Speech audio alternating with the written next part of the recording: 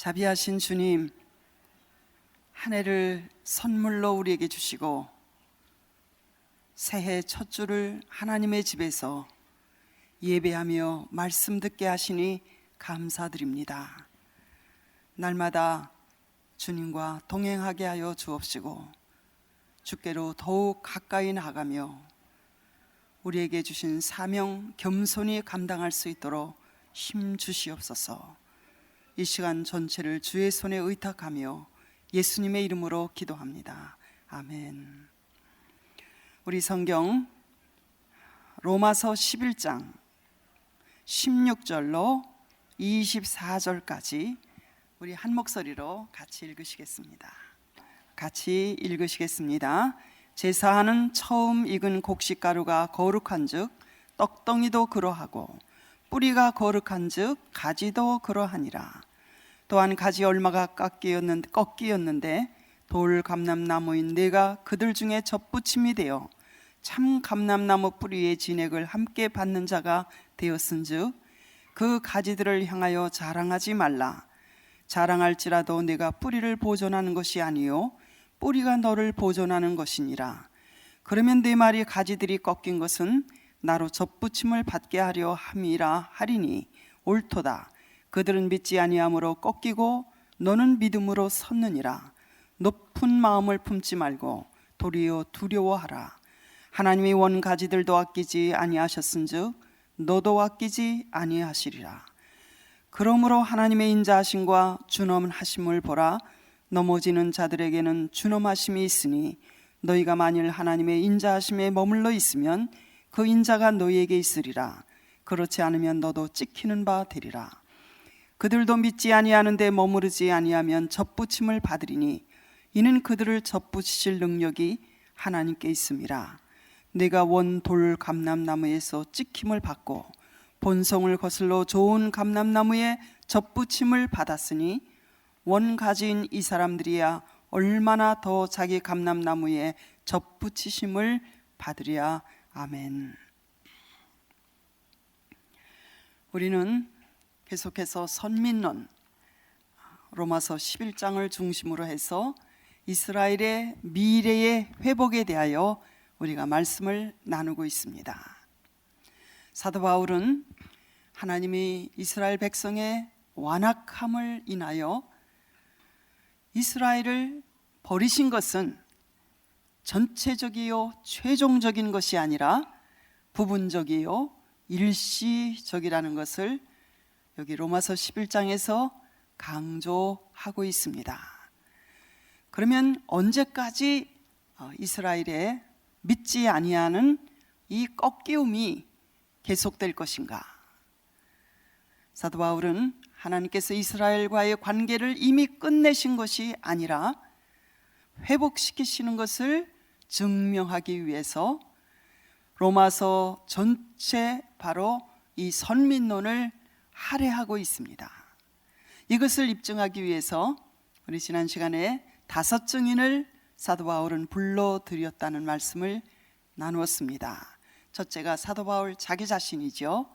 히브리서 11장 1절에 하나님과 예수 그리스도의 복음을 거역했던 자기 자신이 구원받은 사건은 곧 하나님께서 장차 하나님의 백성인 이스라엘 백성을 구원하실 것에 대한 확실한 예표이다. 자기 자신을 증인으로 불러드리고, 두 번째는 선지자 엘리야가 이스라엘 백성이 다 하나님을 떠났고 그리고 오직 나만 홀로 남았는데 나의 생명까지도 저들이 죽이려고 찾나이다 하고 하나님께 이스라엘 백성을 우상 숭배하는 저들을 송사할 때 하나님께서 대답하시기를 하나님의 미리 하신 그 백성을 버리시지 아니하셨다. 바알에게 무릎 꿇지 아니한 7,000명을 남은 자를 남겨두셨다고 하나님은 엘리야에게 대답하셨다는 것입니다. 하나님은 어느 시대에나 모든 분들이 다 하나님을 떠나는 것 같이 보이는 때일지라도 하나님의 거룩한 일을 계승할 남은 자들을 항상 남기셔서 그들을 통하여 하나님의 계획하신 일을 중단하지 아니하시고 진행하신다는 것을 말씀하셨습니다.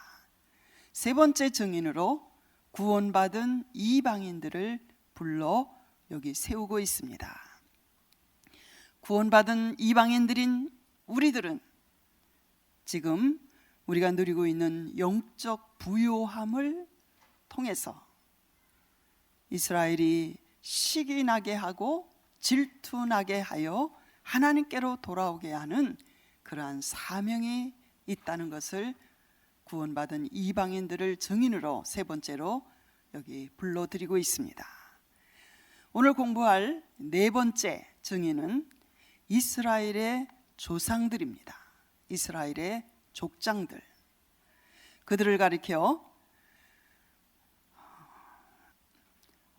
제사하는 처음 익은 곡식 가루가 거룩한 즉 떡덩이도 그러하고. 이스라엘의 족장들, 아브라함과 이삭과 야곱을 비롯한 그 이스라엘의 조상들은 곡식의 처음 익은 부분이다. 그들이 거룩한 즉 나머지 이스라엘 백성들도 하나님께서 거룩하게 받으실 수밖에 없다. 곡식의 처음 부분이 거룩하면 그 나머지 모든 떡덩이들도 다 거룩할 수밖에 없다. 이렇게 말씀하면서 이스라엘의 조상들, 족장들은 하나님 백성의 전체 대표로 하나님께 바쳐진 것 같이 이스라엘 백성들도 마지막 때에 다 많이 하나님께로 돌아올 구원받을 것이라는 것을 증거하고 있습니다. 여기 로마서 11장 16절 나머지 부분에 보면 뿌리가 거룩한 즉 가지도 그러하리라. 뿌리, 처음 익은 곡식의 처음 익은 부분과 그 뿌리가 다 거룩한 즉 그리고 가지들도 그러하리라. 지금 이스라엘 백성들은 원가지인 원뿌리인 이스라엘 조상들 족장들의 믿음에서 떠나 있어요. 그래서 그것을 사도 바울은 그들이 가지가 잘려져 나가고 그 잘려져 나간 그 가지에 이방인들이 돌감람나무인 이방인들이 접붙임을 받았다. 본 가지인 이스라엘 백성들은 믿지 아니함으로 잘려져 나갔고 참 감람나무인 이스라엘 백성들은 잘려져 나가고 돌감람나무인 이방인들이 그 잘려져 나간 가지에 접붙임을 받아 하나님 앞에 은총을 받고 구원을 받게 되었다. 이 말씀은 하나님의 구원의 역사는 전 인류 유대인에게만 머무는 것이 아니라 유대인과 이방인 가운데서 하나님의 택한 백성 전체를 구원하시는 이 관점에서 볼 때 이스라엘이 실패함으로 그 이스라엘의 실패가 이방인의 구원을 가져온 것처럼 이방인들도 자기들이 받은 구원에 감사하는 겸손한 마음으로 하나님께 받은 사랑과 사명에 충실하여야 하지 유대인들을 교만한 마음으로 정죄하고 그러면은 유대인들이 받았던 그 징계를 그들도 받을 수밖에 없다. 이렇게 말씀하시고 있습니다. 먼저 제사 드리는 처음 익은 곡식이 거룩하고 뿌리가 거룩한 즉 하나님께 먼저 부름받은 이스라엘 백성을 향해서 이방인들이 구원받은 이방인들이 교만한 마음으로 이스라엘 백성들을 멸시한다면 그 결과는 이방인들도 하나님 앞에 존귀함을 받을 수 없다고 말씀하고 있는 것입니다. 왜냐하면 우리 이방인들이 구원받은 그 뿌리가 이스라엘 민족이기 때문에 이스라엘 민족을 통한 하나님의 구원의 역사를 무시하거나 멸시해서는 안 된다는 것입니다. 그런데 불행하게도 우리 이방인 구원받은 교회는 그동안 유대인들을 너무 무시하고 멸시하고 많은 고난을 그들에게 주었습니다. 이것은 오늘날 우리 그리스도인들이 하나님 앞에 깊이 회개하고 유대인들을 위해서 기도하고 저희들에게 정말 사과를 많이 해야 돼요. 우리 구원받은 이방인 교회는 정말 씻을 수 없는 많은 죄를 유대인들에게 지었음이 틀림이 없는 것입니다. AD 313년에 기독교가 로마 제국에서 콘스탄틴 황제를 통해서 종교 중에 하나로 인정을 받게 되므로 로마 제국에서 250년간의 무서운 박해에서 기독교는 이제 지상으로 올라오게 되었습니다. 그때로부터 기독교는 이 서구 국가들이 기독교화하기 시작했어요. 그 결과 예수 그리스도를 십자가에 못 박아 죽게 한 민족이라고 그때로부터 유대인들은 2등 국민으로 살아가면서 많은 핍박을 기독교화한 서구 교회로부터, 캐톨릭 교회로부터 수많은 핍박을 받게 되었습니다. 로마 제국의 콘스탄틴 황제가 수도를 지금 터키에 있는 이스탄불 그쪽으로 옮기면서 수도 이름을 자기 이름을 따서 콘스탄틴노플이라고 이름을 바꾸고, 그 이후에 역사를 보면 로마 제국은 동로마 제국과 서로마 제국으로 이렇게 갈라지면서 서로마 제국은 AD 476년에 저 북쪽에서 내려오는 겔만 야만족들에 의해서 멸망을 당했습니다. 서로마 제국이 멸망을 당한 그 공백을 바로 캐톨릭 교황권이 기독교화한 서구 유럽 나라들을 지배하면서 점점 캐톨릭 교회가 세력을 얻게 되었습니다. 4세기 이후 이 로마 캐톨릭 교회는 구약시대의 이스라엘이 받았던 영적 이스라엘로서의 그 지위, 자격을 이제 이방인 교회가 물려받았다고 주장하면서 유대인은 예수 그리스도를 십자가에 못 박게 한 저주스러운 민족이기 때문에 저들은 하나님 나라에 아무런 기업도 남아있는 것이 없다, 이렇게 하며 유대인들에 대한 증오심을 강조하기 시작했습니다.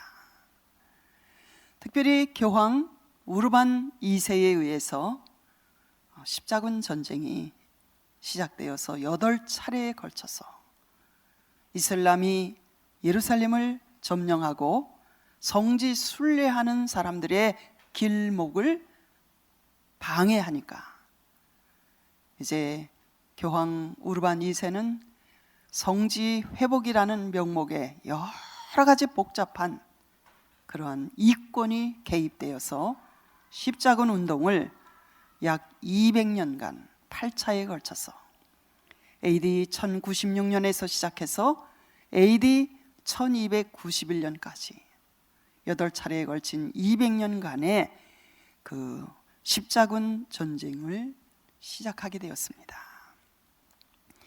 그때 그 교황의 그 설교에 감동을 받고 성지를 회복하자는 그런 목적으로 제1차 십자군 군대가 유럽에서 출발해서 이제 예루살렘으로 가면서 그들은 그 당시 디아스포라로 흩어져서 유럽에 거주하고 있었던 유대인 공동체, 유대인들이 거주하는 지역을 지날 때마다 남자들은 죽이고 여자들은 겁탈하고 유대인들의 재산을 빼앗고 그 마을들을 불을 질렀어요.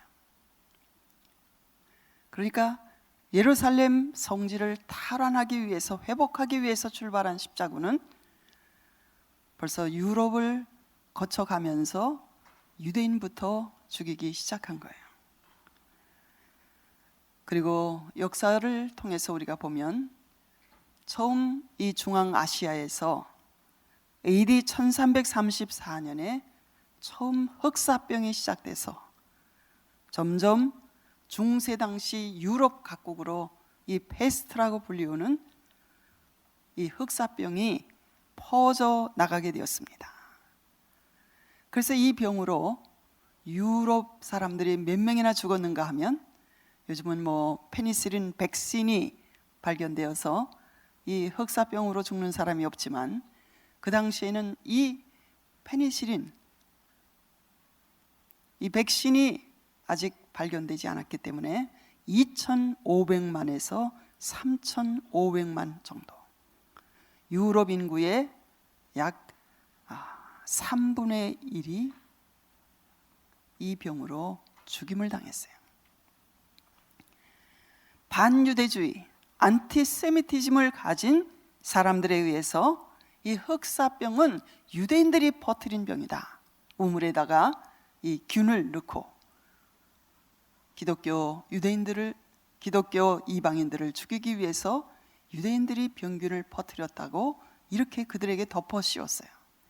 그래서 유럽의 여러 도시들에서는 유대인들을 습격하는 이런 폭동이 일어나고, 이때 많은 유대인들이 살기 위해서 저 러시아로 많은 유대인들이 도망을 가게 되었습니다.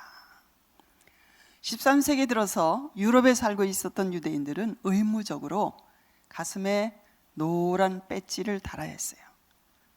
나는 유대인이라는 표시로 강제적으로 노란 배지를 달아야 했고, 공직에 오르는 것이 금지되고 땅을 소유하는 것도 완전히 금지되었습니다. 그러니까 아무것도 할 수 있는 것이 없었던 거예요. 13세기 중세 유럽에서는 어느 도시에서나, 지금 이때 우리 이방인 교회는 가톨릭 교회를 말합니다. 종교 재판소가 어느 나라나 유럽에는 그 당시 13세기에 설치되어 있었어요. 종교 재판소의 목적은 이단을 심판하는 목적으로 만들었는데, 주로 이 종교 재판소는 강제적으로 기독교에 개종한 유대인들이 비밀리에 자기 집에서 안식일을 지키고 토라를 읽고 할례를 받고 이런 유대교 신앙을 지키는 자들을 대상으로 해서 이 종교 재판소가 운영되었던 것입니다. 역사를 살펴보면 가장 심하게 이 종교 재판소를 통해서 유대인들을 죽였던 나라가 스페인이었어요. 스페인은 유대인들을 강제 재산 몰수하고 강제로 세례를 주고 유대인들에 대한 테러를 정말 많이 감행했습니다. 제가 목사님과 함께 그 스페인 선교를 하면서 그 당시에 이 중세 때 유대인들이 스페인에 얼마나 많이 살았는지, 그 역사를 쭉 도시마다, 중요한 도시마다 찾아가 보고 역사를 공부하면서 스페인을 다녔는데, 그때 당시에 스페인의 모든 100% 의사는 다 유대인이었어요. 왜냐하면 이 당시만 해도 유럽은 대부분이 일부 성직자와 귀족 계급과 학자들을 제외하고는 다 문맹인이었어요. 글을 읽지 못했어요. 근데 유대인들은 어려서부터 강제적으로 달무드를 읽고 토라를 읽으니까 문맹인이 원래가 한 사람도 없어요. 그러니까 이런 과학 분야, 또 이런 금융 분야, 왜냐하면 공직도 못 갖게 하고 땅도 소유하지 못하게 하니까 이런 의학 부분, 과학 부분, 여기에 유대인들이 헌신해서 그런 일을 많이 하고 있었어요. 스페인에서는 종교 재판을 통해서 유대인 4만 명이 재판을 받았는데 그 중에 3만 명이 공개적으로 광장에서 사형으로 처형이 되었어요. 그 장소가 지금도 그대로 다 보존이 되어 있습니다. 1492년 콜럼버스가 아메리카 신대륙을 발견했던 그 해에 철저한 카톨릭 국가였던 스페인, 이사벨라 여왕이 다스렸던 그 스페인은 유대인들에게 개종을 하든지 아니면 스페인을 떠나라고 강제 추방했습니다. 그래서 약 5만 명이 개종해서 남고 나머지 유대인들은 다 유럽을 향해서 스페인을 떠나게 되었죠. 기독교로 개종한 유대인들, 스페인 역사를 보면 그들은 한 사람도 남기지 않고 스페인 국가는 그들을 다 죽였어요. AD 1179년에 카톨릭 제3차 라테란 공의회라는 것이 열렸는데 그때 이런 결정이 그 회의에서 났습니다. 예수 그리스도를 죽인 유대인들을 악으로 규정하고 그들은 이 유럽 지역에 살고 있는 그리스도인들과 함께 살 그러한 자격이 없는 사람들이다. 그래서 함께 살게 해서는 안 된다. 그들을 격리시켜서 따로 살게 하여야 한다고 결정을 했어요. 그래서 그때로부터 유대인들을 강제적으로 따로 격리시켜서 살게 한 그 지역을 가리켜 게토라고 부르게 되었는데 이 게토라는 명칭은 1516년 베네치아라는 나라에서 처음으로 이 명칭이 쓰여지게 되었습니다. 게토는 유대인만 따로 거주하도록 만든 도시의 특정 거리 지역을 가리키는 말입니다. 지금도 유럽에 가면 독일이나 폴란드나 이런 여러 나라에 가면 그 당시에 게토 지역이라는 표시가 아직도 거리에 그대로 남아있는 모습을 발견할 수 있습니다. 14세기, 15세기에 이르러서는 유럽 전역에 걸쳐서 유대인에 대한 강제 격리 정책이 실행되었습니다.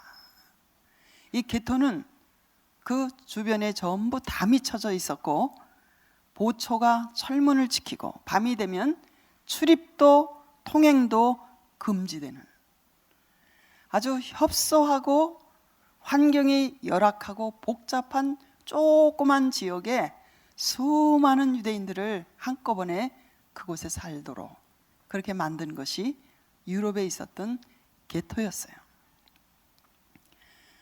그것보다도 더 무서운 유대인에 대한 박해는 우리가 잘 아는 대로 1933년으로부터 1945년 2차 대전이 끝나기까지 독일 나치 히틀러 정권에 의해서 행해졌던 홀로코스트죠.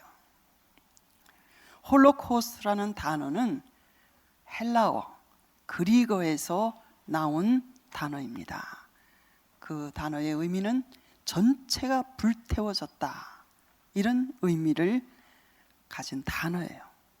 그래서 이것이 유대인을 향한 대량 학살을 가리키는 단어, 문화어로 지금 홀로코스트 하면 유대인들을 대량 학살했던 그 사건을 가리키는 문화어로 정착이 된 것입니다.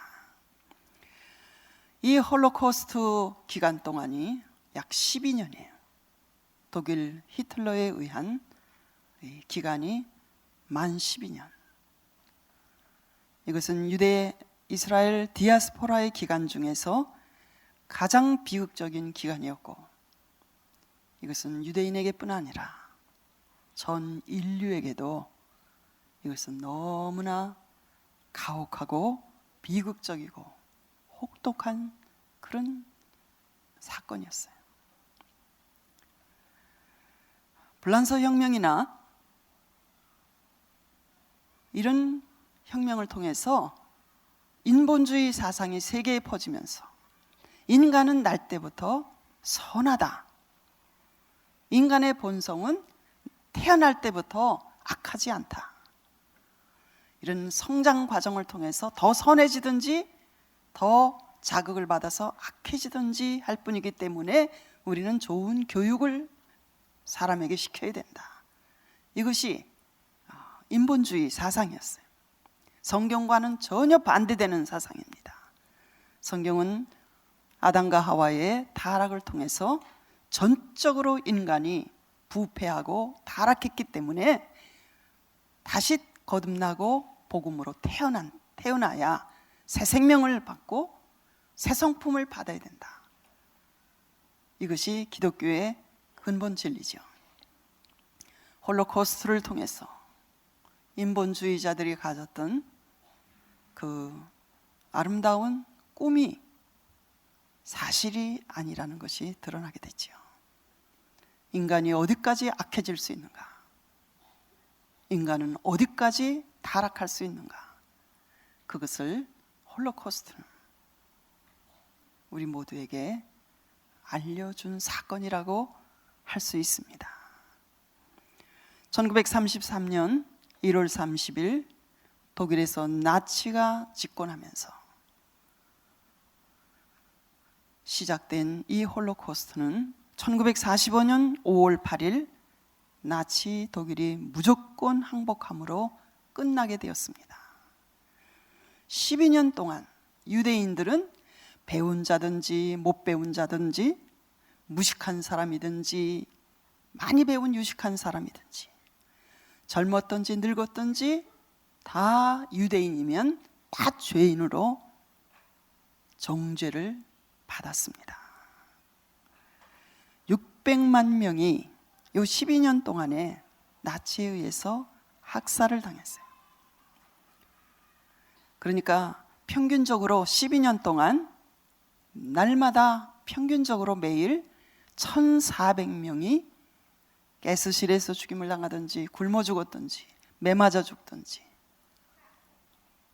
홀로코스트로 죽임을 당했다는 것을 의미합니다. 제가 폴란드의 아우슈비츠에 2번을 가봤어요. 이 홀로코스트의 그 현장을 2번을 가보고 마음으로 결심을 했습니다. 다시는 가지 않으리라. 다시는 그곳을 가지 않으리라. 너무 끔찍한 현장이었는데 폴란드에 있는 아우슈비츠, 또 독일의 다카우라든가 또 트레볼린카, 이런 유대인 집단 수용소가 그 당시에 유럽 전역에, 왜냐하면 나치가 다 점령을 했었으니까, 여기에서 유대인 대량 학살이 자행되었습니다. 우리는 역사를 외면해서는 안 됩니다. 모른 채 해서는 안 돼요. 이것이 옛날 고대 시대에 일어난 일이 아니라 20세기에 일어난 일이에요. 그것도 미개한 아프리카에서 일어난 일이 아니고 그 당시에 가장 발전한 이성주의, 이런 철학이 발달한 독일에서 이 사건이 12년 동안이나 있었다는 이 진실, 이 역사를 우리 기독교인들은 모르는 채 해서는 안 됩니다. 나치는 동유럽에 새로운 정착지를 주겠다는 거짓말로 전 유럽에서 자리를 잡고 재산을 모으고 또 잘 살고 있는 유대인들의 재산을 강제로 빼앗고 기차에 태워서 이런 강제 수용소로 보내가지고 건강한 사람에게는 죽을 때까지 강제 노동을 시키고 약한 사람들은 바로 분리해서 가스실로 보내서 학살을 했습니다. 특별히 폴란드에는 세계 제2차 세계대전 직전까지 세계에서 가장 많은 유대인들이 살고 있었어요. 폴란드의 유대인들은 한 해 동안에 300만 명이 학살을 당했어요.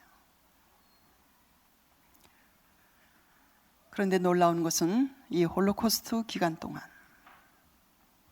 가톨릭 교회는 물론이고 우리 개신교 기독교회도 전혀 상관하지 않았습니다. 항의하지 않았어요. 방관했어요. 구경만 했습니다. 그리고 홀로코스트를 피해서 찾아오는 피난민들에게 문을 걸어 잠궜어요. 들어오지 못하도록.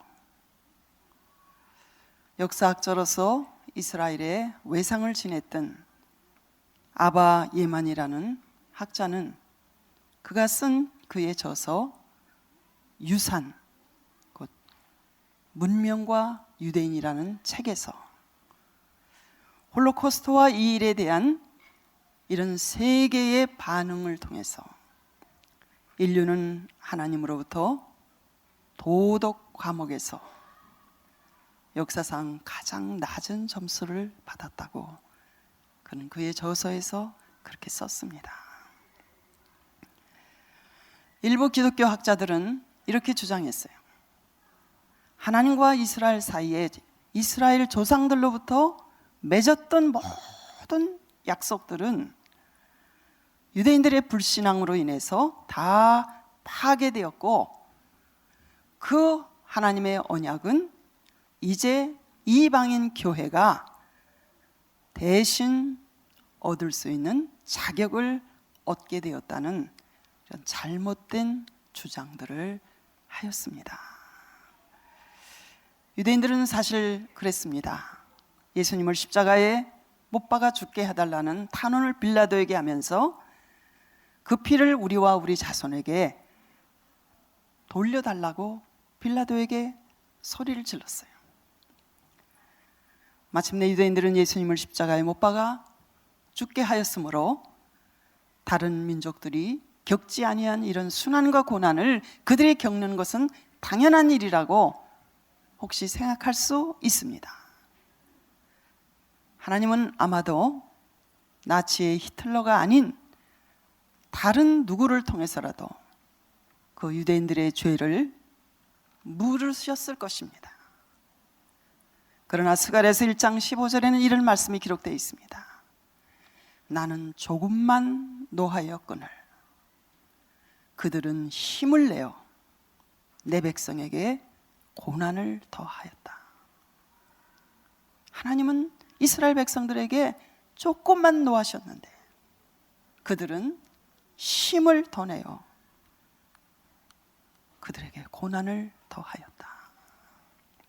1944년 초 유대인 영화 감독인 스티븐 스필버그, 우리가 대부분 다 보셨죠?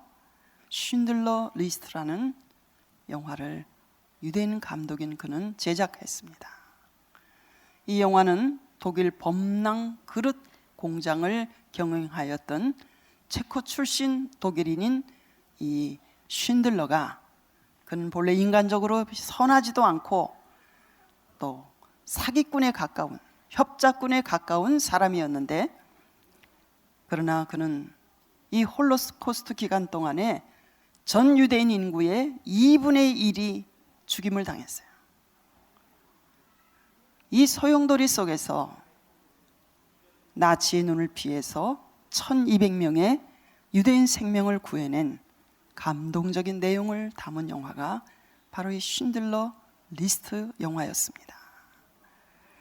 지금도 예루살렘의 성지순례를 가면 서예루살렘의 야드바셈 기념관이라는 곳이 있습니다. 이 야드바셈이라는 단어는 이사야서 56장 5절에서 나온 말입니다. 기념물과 이름이라는 뜻인데, 그래서 나치에 의해서 희생당한 그런 학살당한 사람들의 기념물, 그들의 이름이 거기에 다 기록되어 있어요. 그런데 이 기념관 옆에는 이렇게 조그마한 길이 나 있습니다. 유대인들은 그 길을 가리켜 의인들의 길이라는 제목을 붙였어요. 세계 2차 대전 중 나치 때의 생명을 걸고 사랑으로 유대인들을 숨겨주고 그들의 목숨을 살려준 그런 사람들을 찾아내서 그 사람들의 출신 국가, 그리고 그들의 언제 태어나서 언제 죽은 사람들이다, 팻말을 붙이고 기념 식수를 하고 그 의인들의 이름과 국적이 이렇게 붙여 있는 팻말이 수없이 그 의인들의 길 양쪽 좌우에 정원에 꽂혀져 있습니다. 그런데 놀랍게도 그 팻말 중에는 기독교인들이 가장 많이 있음을 볼 수 있습니다.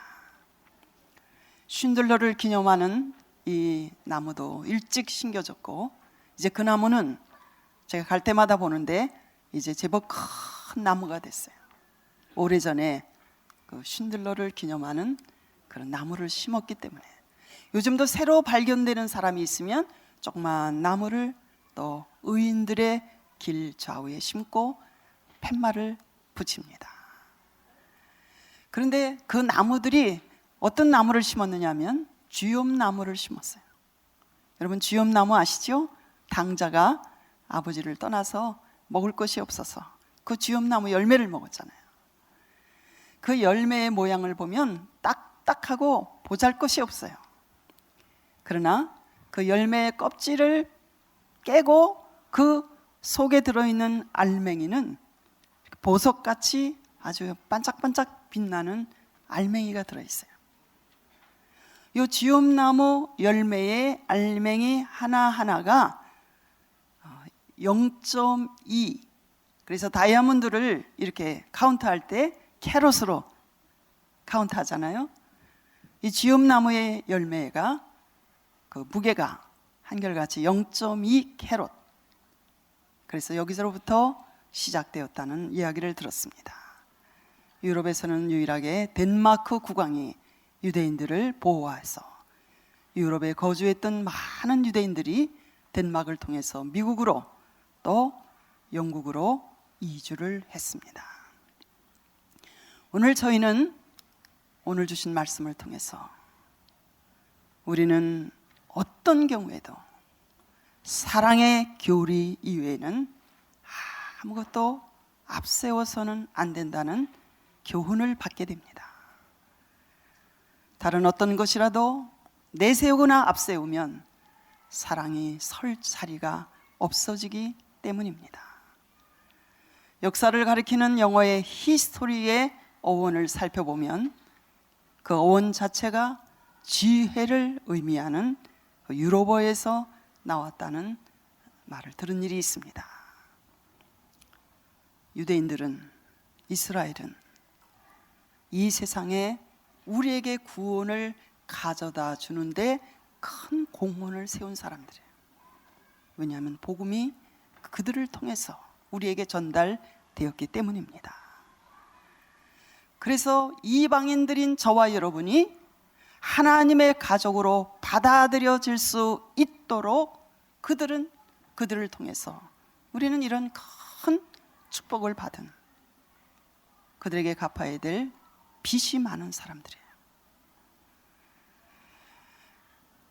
그들을 멸시하거나 무시해서는 안 된다는 교훈을 여기 유대인인 메시아닉 주로서 역사하였던 사도 바울,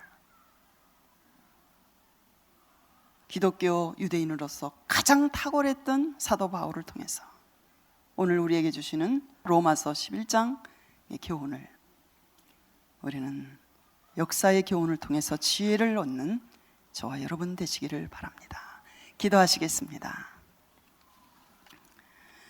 주님, 선민론을 통해서 너무나 두렵고 무서운 그런 역사에 우리의 실수에 대하여, 잘못에 대해서 성경을 통하여 지적을 받고 어떤 것보다도 사랑으로 우리가 행해야 할 것을 말씀해 주신 것을 감사드립니다. 역사의 교훈을 저버리지 않는 지혜로운 저희들 되게 하여 주옵소서. 행여나 교만하지 아니하도록 주님, 저희들을 축복하여 주옵소서. 예수님의 이름으로 기도합니다. 아멘.